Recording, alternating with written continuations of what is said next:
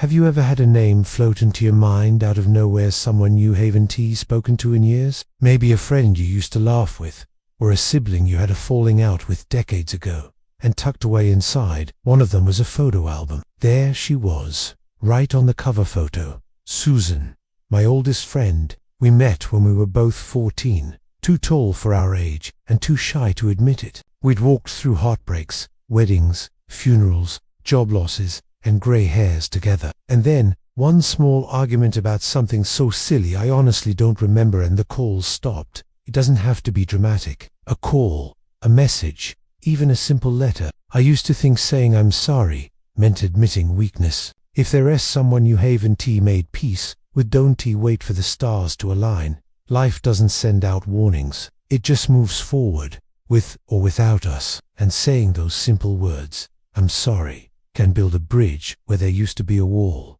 or that it would reopen old wounds. But in truth, an apology is like setting down a heavy bag you've been dragging for miles. You don't even realize how much it's weighing you down until you let it go. I wish I had told Susan I was sorry, not just for the argument, but for the silence that followed. And I know in my heart she would have forgiven me, not because I was right or wrong, but because forgiveness is part of love, and we loved each other despite everything. I can tell you how many times Susan's name popped into my head while I was making tea or out for a walk, and every time I brushed it aside, told myself, tomorrow. It's the faces, the memories, the laughter that still echoes when you close your eyes. Don't let pride keep you from healing something that still has a heartbeat. Some relationships can't be repaired, and that's okay. But many can if we're willing to reach out with humility and a little courage. But there's no magic calendar day where everything suddenly feels just right. Maybe it's a friend from church you haven't seen in a while, a brother you haven't spoken to since that Thanksgiving fight, or maybe a neighbor you once considered family. Let that thought settle, because sometimes that quiet nudge we feel isn't just a memory, it's an invitation. Reaching out might feel awkward or scary, especially if the last words between you weren't kind, but do it anyway. It's not about being perfect. It's about being present. People forget what you said, but they remember how you made them feel, and feeling remembered, that matters more than anything. And for a moment, they feel so close again. Then I told myself I was too hurt to make the first move. Days turned into weeks. Weeks became months. And before I knew it, a full year had passed. And then, out of the blue, I heard from someone in town that she had passed away. Quietly, in her sleep. No one knew what had happened exactly. And just like that, the window closed. Until the next thought arrives.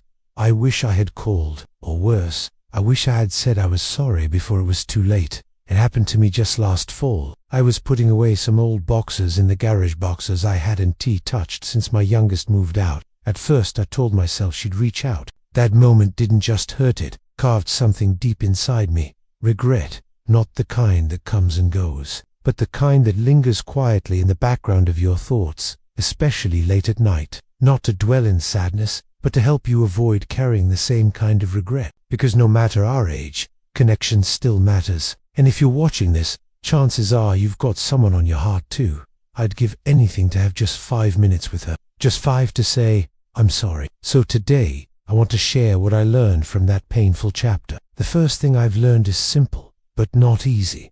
If someone crosses your mind more than once, reach out. The second thing is this. Apologies aren't for the past, they're for the future. It's never too early to apologize, but it can become too late. When I think about what really matters now, at this stage in life, it isn't the titles or trophies or things we once chased. I remember sitting in my living room the day after I found out about Susan. The house was quiet, the way it often is now, and I just sat there holding that photo album. My hands rested on the cover like I was waiting for it to talk back. But the truth is, memories don't speak.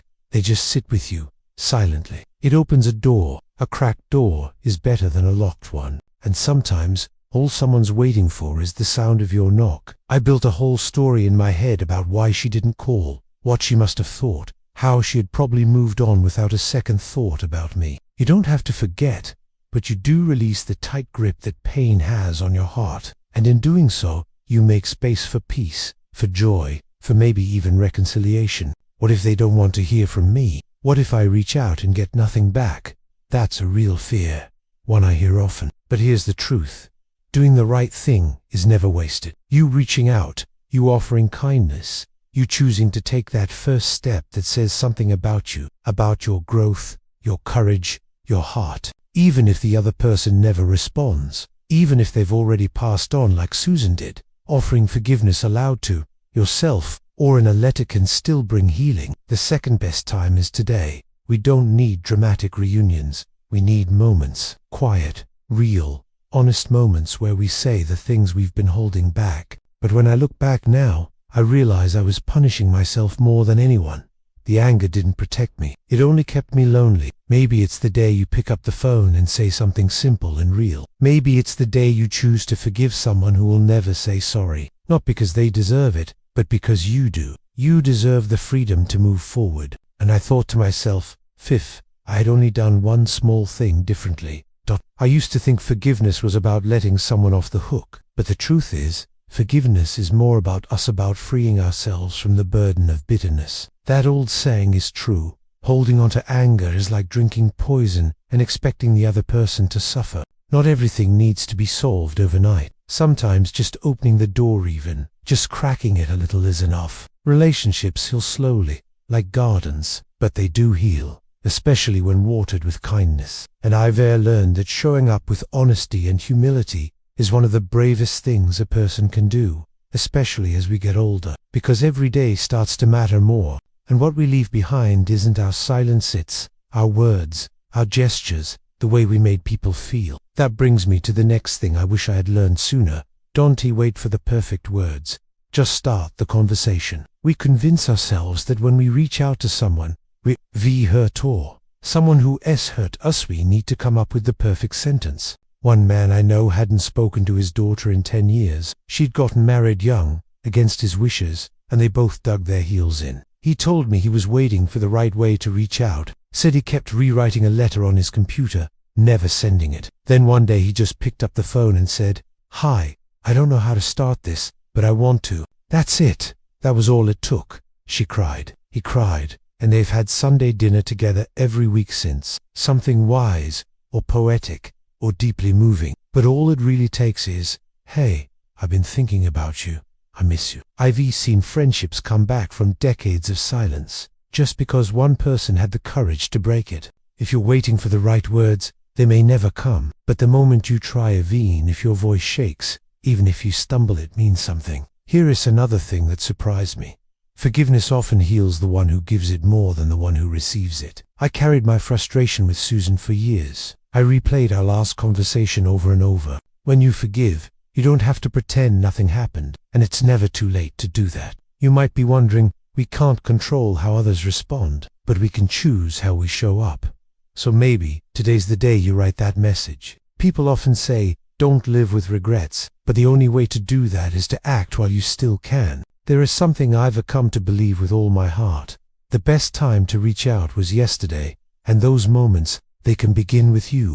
Not long after Susan passed, I found myself walking through the park where we used to meet on Sunday afternoons. There was this old bench, nothing special about it, just a simple wooden bench under a crooked maple tree. We used to sit there for hours, drinking coffee, sharing news, laughing about how we were both turning into our mothers. That bench is still there, and that day, I sat down and just spoke out loud. I told her I missed her. I said I was sorry. I said I wished I hadn't waited, and I don't know if the wind heard me or if the trees did, but something in me soft. You should say the thing you've been holding inside. That name, that memory, that's your starting point. There's always someone, a childhood friend, an old love, a son, a daughter, a sibling you haven't heard from in years. More quiet moments where we lean into the things that matter most. Forgiveness, connection, kindness. We've spent decades chasing careers, raising children, managing bills and responsibilities.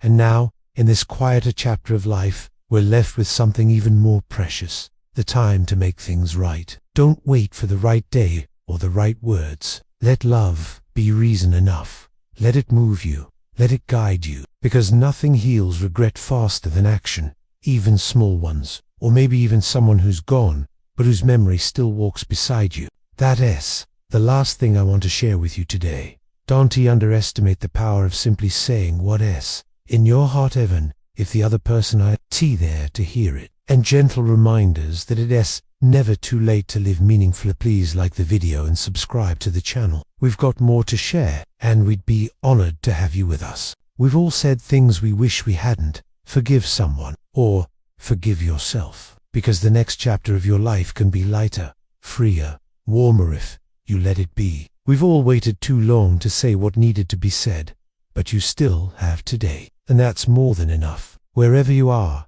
and whoever you're thinking about right now, I hope today is the day you take that first small step. Maybe tell us who you're thinking about today, or how you found your way back to someone you love. Especially now, when so much of life feels quieter than it used to. We've all lost people. We've all made mistakes. We've all waited too long or said too little. That's part of being human. But regret doesn't have to be where the story ends. Sometimes, closure doesn't come from a conversation. It comes from honesty, from sitting quietly with your truth and letting it be spoken, even into the stillness. A chance to do something we've been putting off, to write that letter, to make that call, to knock on that door, or maybe just to sit on a bench and speak the words our heart has been carrying for too long. There's nothing weak about opening your heart. In fact, I think it might be the strongest thing we can do. Every single day that we wake up every morning, we can swing our feet out of bed and take a breath. That's a chance. I want to tell you something gently but clearly. It's not too late. If you're still here, if your heart is still beating, you can make things right. Maybe not perfect, maybe not exactly the way you once imagined, but meaningful, true, real, and that matters more than perfect ever could. Let me ask you something, and be honest with yourself. Who comes to mind when I say this? You should call them, you should write to them. Take a breath right now, just one. Let their name float to the surface, and don't push it away this time. And don't wait for the clock to give you permission. We don't need more time. We need more intention, more courage. So if you've heard anything in this video, if something I've said tugged at you, or made your chest ache just a little, don't ignore that feeling. And remember, you're not alone. So go ahead, make the call, write the message. And if this video touched your heart, I hope you'll take a moment to share it with someone you care about, or leave a comment below. And if you'd like more videos like this, stories from the heart, lessons learned the hard way, here's to healing old wounds, making new memories, and living with fewer regrets. You've got this, and we're right here with you.